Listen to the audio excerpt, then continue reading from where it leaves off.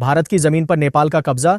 यह दावा किसी भारतीय नेता ने नहीं, बल्कि खुद नेपाल के प्रधानमंत्री बालेन शाह ने अपनी ही संसद में किया।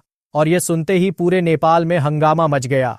भारत और नेपाल पड़ोसी देश हैं, दोनों के बीच रिश्ते आमतौर पर ठीक रहते हैं, लेकिन एक पुरानी लड़ाई है, जमीन की लड़ाई। दोनों देशों के बीच कुछ इलाके हैं जिन पर दोनों कहते हैं यह जमीन हमारी है। लिपुलेख, लिम्पियाधुरा और कालापानी, ये 3 ऐसे इलाके हैं जहां से यह झगड़ा शुरू होता है। भारत कहता है यह हमारा हिस्सा है, नेपाल कहता है नहीं यह हमारा है। यह झगड़ा अंग्रेजों के जमाने से चला आ रहा है और आज तक कोई फैसला नहीं हुआ। मार्च 2026 में बालेन शाह नेपाल के नए प्रधानमंत्री बने। 31 मई को वे पहली बार अपनी संसद में बोल रहे थे। एक सांसद ने पूछा, सीमा विवाद का क्या होगा?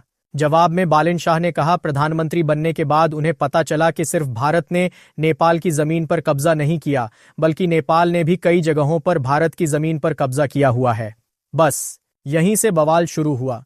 उन्होंने बताया कि दोनों देशों के बीच पहले ही बातचीत हो चुकी है। भारत ने कहा है कि दोनों तरफ से विशेषज्ञों की टीम बनेगी, जिनमें इतिहासकार और जमीन के जानकार शामिल होंगे, और फिर मिलकर हल निकाला जाएगा। बालेन शाह यहीं नहीं रुके। उन्होंने इस पूरे मामले में ब्रिटेन को भी खींच लिया और कहा कि यह विवाद अंग्रेजों के जमाने का है, इसलिए नेपाल ने भारत और चीन के साथ साथ ब्रिटेन से भी बात की है। अब सवाल ये उठता है, नेपाल के लोगों ने इसे कैसे लिया? जो बालेन शाह के खिलाफ हैं, यानी विपक्ष, उन्होंने इस बयान को शर्मनाक बताया। मांग की कि यह बयान संसद के रिकॉर्ड से हटाया जाए। पूर्व विदेश मंत्री कमल थापा ने तो कह दिया कि अगर सच में नेपाल ने भारत की जमीन पर कब्जा किया है तो उसे वापस करना चाहिए। जो उनके समर्थन में है, उनका कहना है कि कम से कम प्रधानमंत्री ने सच बोला।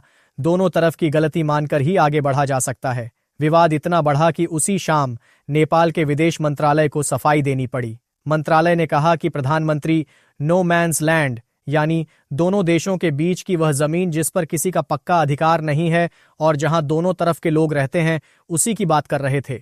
लेकिन यह सफाई शायद काफी नहीं रही। नेपाल में कुछ जगहों पर विरोध प्रदर्शन भी शुरू हो गए हैं और भारत की तरफ से अभी तक कोई बयान नहीं आया है। मामला अभी खुला हुआ है। आप इस पूरे मामले पर क्या सोचते हैं? हमें कमेंट बॉक्स में लिखकर जरूर बताइए।